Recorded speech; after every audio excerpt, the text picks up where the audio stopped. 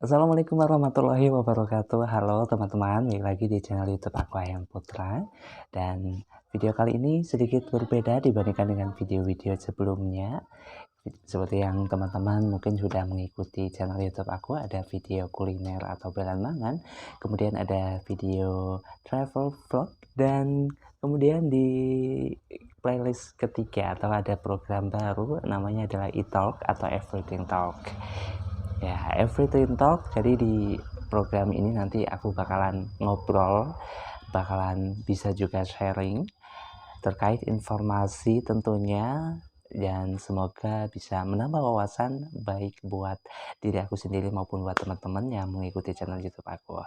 Dan di edisi perdana kali ini aku bakal ngobrol tentang diri aku sendiri terlebih dahulu, tanpa ada narasumber dan lain sebagainya. Ini tentang diri aku, dan ini baru pertama kalinya aku bikin video untuk memperkenalkan diri aku. Tapi sebelum itu, buat teman-teman yang belum subscribe, silahkan klik tombol subscribe, like, dan juga komen. Semoga video ini bermanfaat. Oke, dimulai dari nama ya. Halo, perkenalkan teman-teman semuanya. Tentu yang sudah mengenal aku udah tahu ya nama aku siapa. Tapi mungkin masih banyak yang belum mengenal. Nama aku Ahyan Putra, Ahyan. Ahyan Putra, dan biasa dipanggil Ahyan. Ahyan. Kemudian usiaku sudah lebih dari seperempat abad lah ya, udah termasuk tua ya, tapi belum mencapai kepala tiga, masih lebih sedikit. Oke, untuk asal aku dari Purbalingga, Jawa Tengah, asal kelahirannya.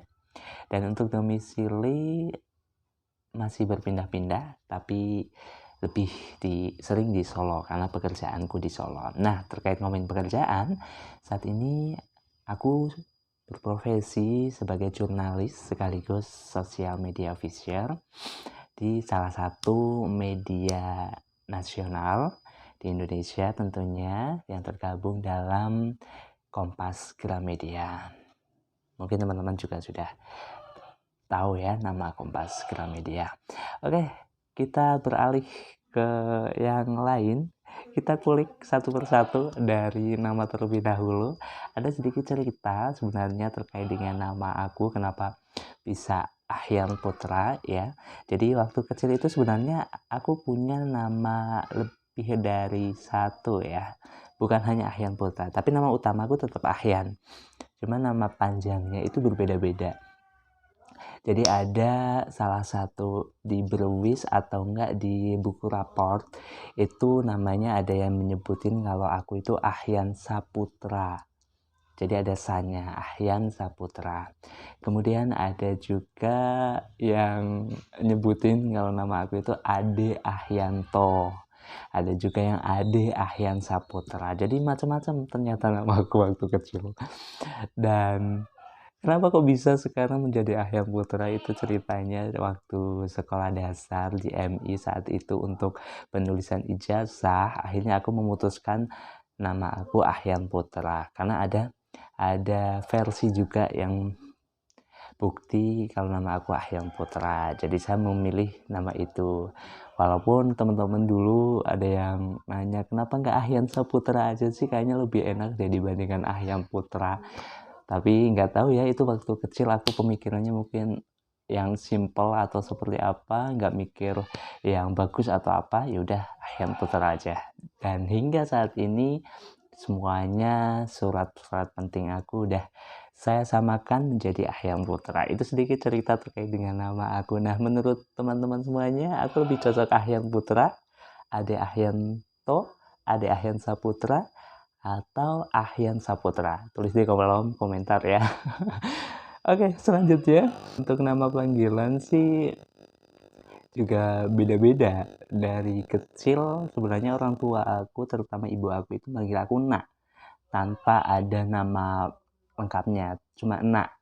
Mungkin Yana kali ya, atau Ahyana gitu ya. Tapi seringnya Nak. Nak misalnya dimintain tolong apa? Tolong nyapu misalnya. Nak, gue disapu. Nah, jadi menggunakan nama panggilannya Nak. Tapi ada juga teman-teman aku yang manggil aku dengan sebutan atau dengan panggilan sekadar ya, tanpa ada sambungannya Yan. Jadi bagus sih, tapi kan ada konotasi yang kurang bagus di kata gitu ya. Tapi ada aja yang manggil kayak gitu waktu kecil. Sampai sekarang pun sebenarnya masih ada yang manggil aku Dan yang paling banyak sih Yan ya, yang paling banyak. Tapi sejauh ini nggak masalah aku sih dipanggil, mau dipanggil mau dipanggil Yan, mau dipanggil Nak.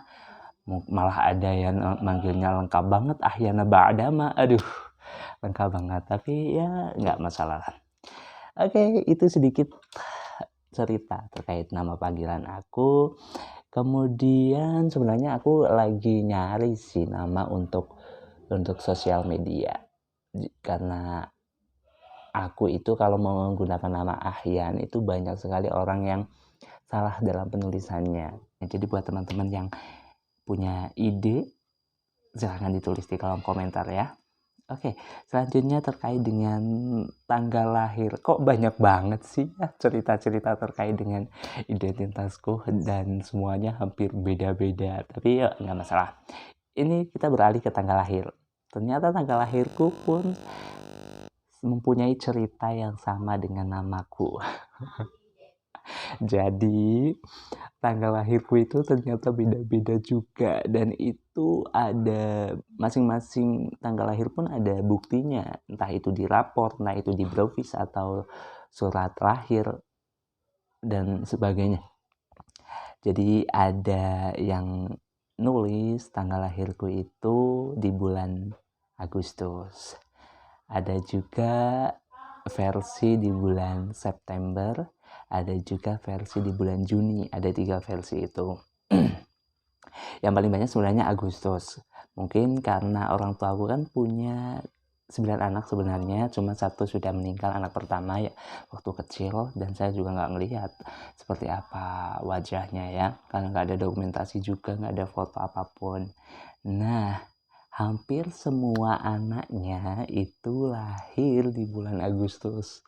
Nggak tahu itu dulu bisa banyak banget yang lahir di bulan Agustus, dan tanggalnya pun itu hampir mirip-mirip semuanya. Jadi kan kita semakin dewasa, bener nggak sih sebenarnya tanggalnya itu gitu. Karena dikuatkan dengan versi ada bukti yang nyebutin tanggal lahirnya di rapor misalnya itu sekian, dan ceritanya ternyata karena di rapor itu berbeda-beda, yang mendaftarkan sekolah itu Pak Deku atau Wa atau pamanku yang saat itu menjadi guruku ya. Jadi mungkin asal ngomong gitu ya, karena anaknya banyak, lupa kali ya. Jadi itu ada 3 versi, ada yang di bulan Agustus, ada di bulan September, dan ada di bulan Juni. Namun saat ini sudah disamaratakan dan saya memilih di bulan Juni. Entah kenapa dulu saya memilih bulan Juni, dan tanggal setelah bulannya mungkin bagus, jadi saya pilih bulan Juni. Aneh banget ya, bisa punya tanggal banyak banget. Ya itulah cerita tanggal lahirku. Tapi untuk tahunnya tetap tahun sekian itu tetap. Jadi yang beda itu cuma tanggal dan juga bulannya. Next, kemudian terkait, saya juga akan cerita terkait dengan sekolah ya. Dari pertama sih saya nggak punya ijazah TK, faktanya ya, saya nggak punya ijazah TK. Seingat saya sampai sekarang itu momen TK yang saya ingat adalah saya nyanyi di depan, nyanyi Garuda Pancasila kalau nggak salah. Itu doang momen saya ingat saya duduk di bangku TK. Karena yang saya tahu dan yang saya ingat pun, saya di TK itu cuma 1 hari, nggak lama pokoknya. Habis itu saya ikut kakakku untuk sekolah di Madrasah Ibtidaiyah di MI.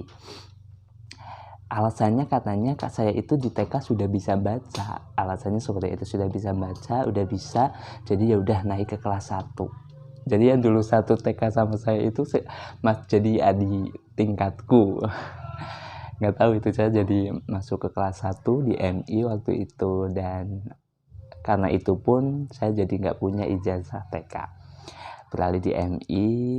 Di MI sebenarnya apa ya, kesan yang saya ingat di MI ya, kalau kesan baiknya itu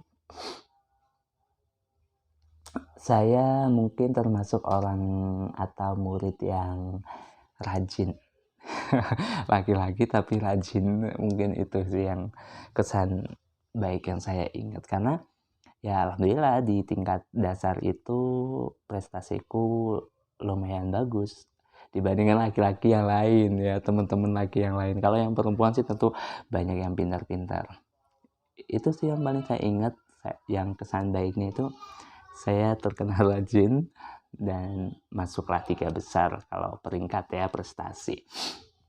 Kemudian kalau kesan yang buruk, ada sih momen di tingkat sekolah dasar di MI dulu itu, kalau nggak salah saya pernah dipukul pakai ini, apa namanya, yang buat papan tulis itu.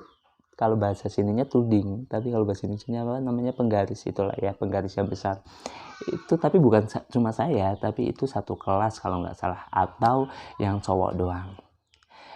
Saya lupa sebenarnya penyebabnya itu apa, tapi pasti karena kenakalan kita ya. Jadi gurunya itu memukul kita semuanya, punggungnya yang dipukul. Tapi saya itu nggak keras banget sih mukul ke sayanya kayaknya, tapi ke teman saya yang satunya itu pukulnya bisa sampai penggarisnya itu patah. Penggaris dari kayu yang ukurannya agak besar itu patah, luar biasa kan. Tapi waktu itu ya kita kayaknya marah tetap marah, sebel tetap sebel, tapi nggak sampai yang benci sama gurunya banget, enggak. Keesokan harinya kita tetap berjalan seperti biasanya. Kalau di tingkat SLTP, saya kan sekolah di MTS. Di MTS kesan baiknya masih sama kurang lebih di tingkat MI ya. Saya terkesan rajin seperti itu, dan prestasinya sebenarnya terbilang bagus, tapi menurutku prestasi di tingkat MTS ku itu yang paling buruk di antara MI dan juga SMA. Menurutku, gak tahu kenapa, walaupun saat itu saya dipandang pintar dan lain sebagainya, tapi nilaiku, aduh, mohon maaf, itu prestasi terburuk menurutku. Dan kesan buruk yang saya ingat, ternyata sosok Ahyan saat itu yang bisa dibilang rajin, gak neko-neko, kemudian kalem, pernah dikeluarin dari kelas matematika saat itu. Dan aku masih ingat sih sebenarnya itu kenapa aku bisa dikeluarin. Jadi ceritanya aku dan teman satu bangkuku. Jadi teman satu bangkuku itu lagi main kayu bekas atau sisa makanan apa gitu, main kayu, dan itu ketahuan. Nah, karena aku sebangku, jadinya otomatis aku juga disuruh keluar kelas saat itu. Dan itu pertama kalinya aku keluar kelas. Aku sebenarnya shock sih, tapi ya udahlah, itu udah jadi nasibku gitulah.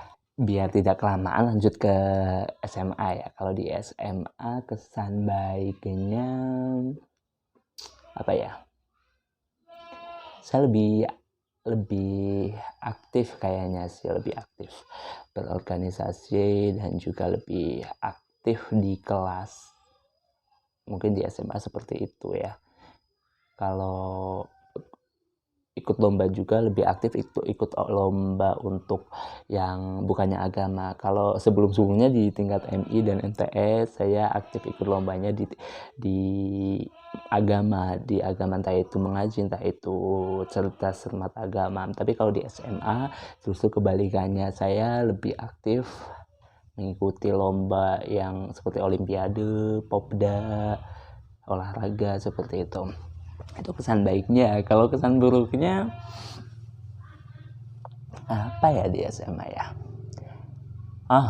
masih seperti di MTS sih, nggak dikeluarin kelas, tapi dalam satu kelas itu kita bikin guru matematika juga itu keluar dan nggak mau ngajar kelas aku itu. Alasannya itu kalau nggak salah yang saya ingat karena saat itu guru tercinta sebenarnya, karena berkat beliau aku jadi jago matematika, jadi mencintai matematika hingga saat ini, dan juga jadi paham akar matematika, jadi nggak gampang lupa gitu lah. Beliau nanya ke kelas kalau nggak salah, nanya itu lagi materi ya, biasa kalau guru kan tipikal guru ngajarnya nanya. Tapi dalam satu kelas itu nggak ada yang nggak ada yang jawab. Itu emang sebenarnya momen biasa sebenarnya, karena beliau itu terkenal dengan galaknya. Kalau ngajar galak, jadi pada takut kayaknya ya, takut salah jadi nggak berani jawab. Nah, bermula dari itulah beliau marah. Pertama ngomong dulu di kelas, marah lah ya, nggak ada yang mau jawab lain sebagainya, dan akhirnya beliau keluar kelas dan pergi ke perpustakaan, karena ruangannya paling dekat dengan kelas aku saat itu perpustakaan. Nah, di situ baru deh kelas rame. Aduh, gimana ini, gurunya udah nggak mau ngajar, padahal beliau adalah wali kelas kita juga. Aduh, gimana ya, akhirnya satu orang memberanikan diri untuk menemui beliau, ngobrol secara hati ke hati ya, dan akhirnya kita satu kelas minta maaf kepada beliau, satu-satu ketemu dengan beliau pengen tahu, curhat, beliau pengen tahu apa sih sebenarnya yang salah dari beliau, kemudian kalian pengennya apa dari beliau, satu-satu. Itu satu kelas, jadi 1 jam, bukan 1 jam pelajaran, waktu pelajaran itu waktu itu 1 jam lebih kalau nggak salah.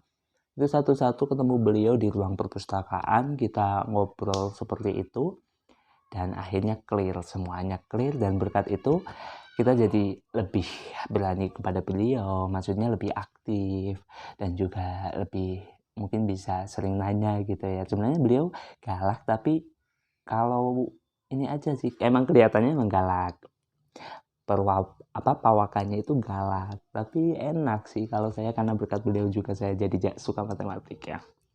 Itu kesan baik dan buruknya. Kalau di tingkat kuliah ya seperti itulah. Mungkin kuliah ya kurang lebih seperti itulah, nggak jauh berbeda dengan tingkat-tingkat yang lain.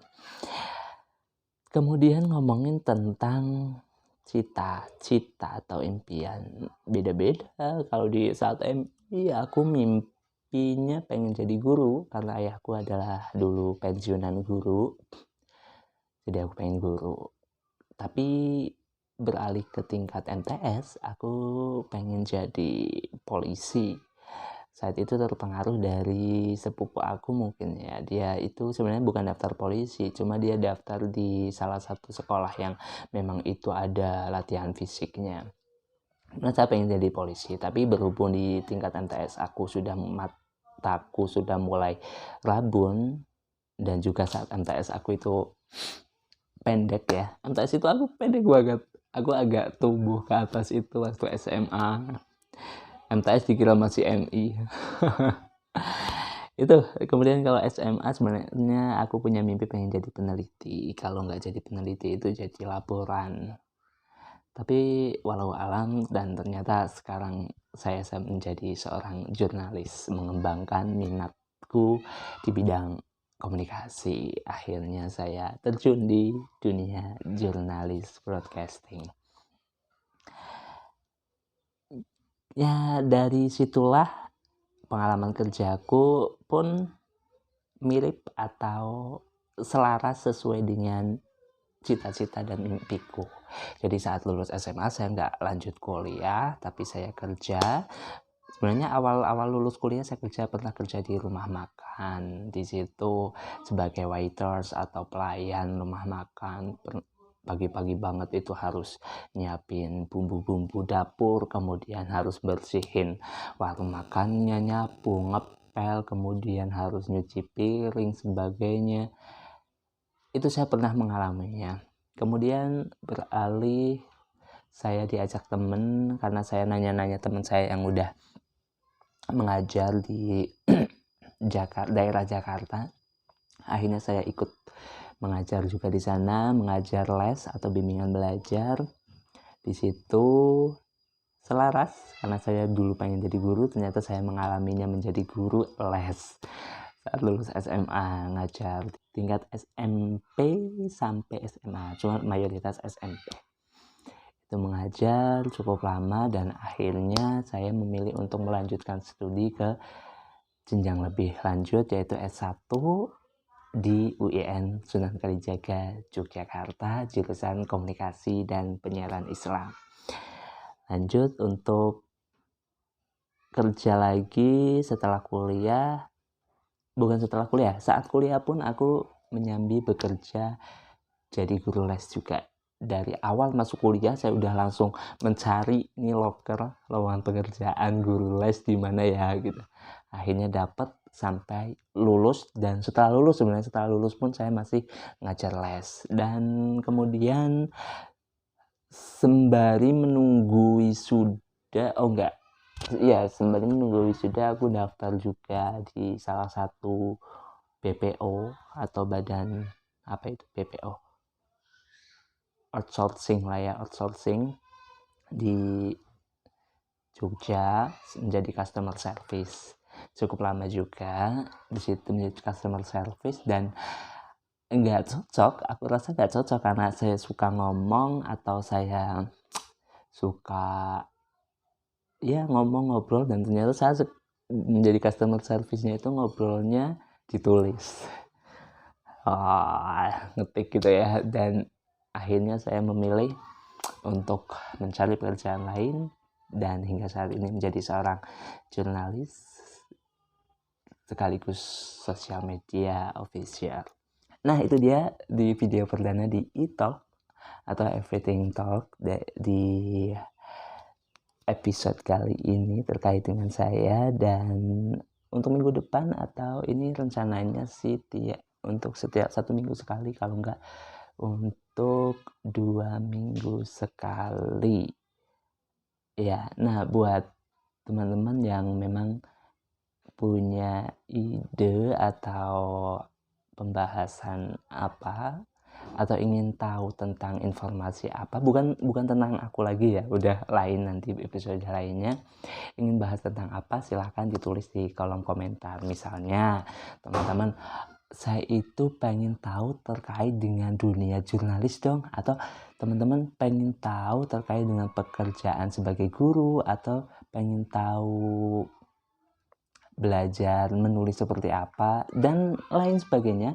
silakan kasih ide atau juga ditulis di kolom komentar. Sebelumnya terima kasih yang sudah nonton sampai selesai, nonton obrolan yang nggak jelas banget dan mungkin nggak penting banget ya, tapi ini juga sekaligus saya melatih public speaking aku, melatih cara berbicara aku agar tidak banyak nya, agar tidak banyak mikirnya.